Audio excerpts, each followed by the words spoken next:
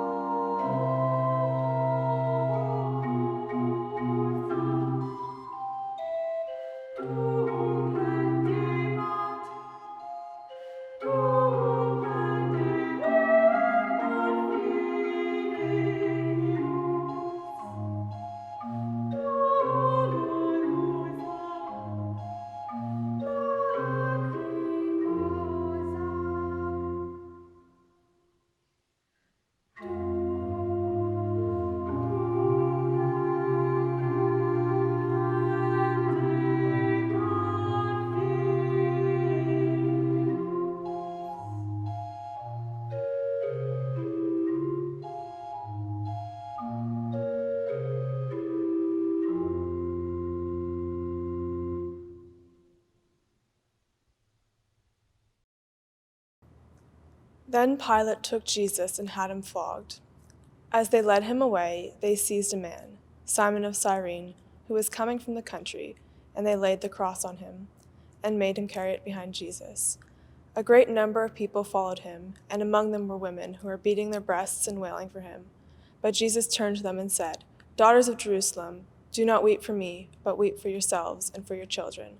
For the days are surely coming when they will say, 'Blessed are the barren, and the wombs that never bore, and the breasts that never nursed.' Then they will begin to say to the mountains, 'Fall on us,' and to the hills, 'Cover us.' For if they do this when the wood is green, what will happen when it is dry?" 2 others also, who were criminals, were led away to be put to death with him.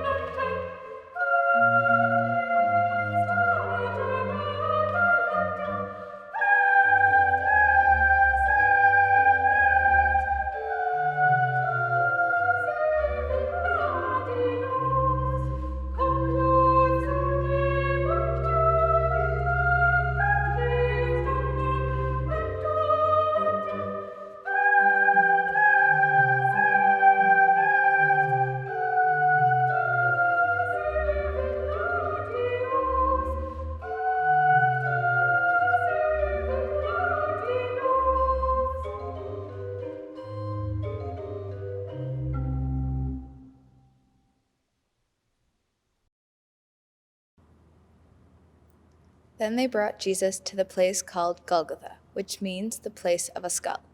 There they crucified him, and with him 2 others, one on either side, with Jesus between them. And that is what the soldiers did. Meanwhile, standing near the cross of Jesus were his mother and his mother's sister, Mary, the wife of Clopas, and Mary Magdalene.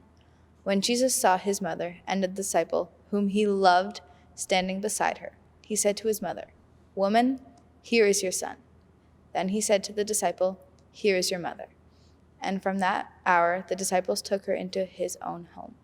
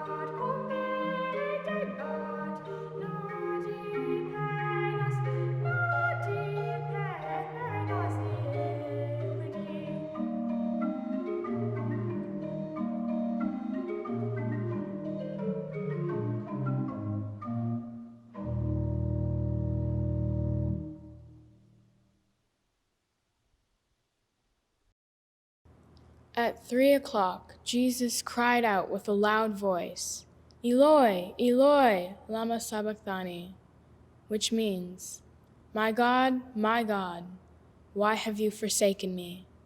Then Jesus, crying out with a loud voice, said, "Father, into your hands I commend my spirit." Having said this, he breathed his last.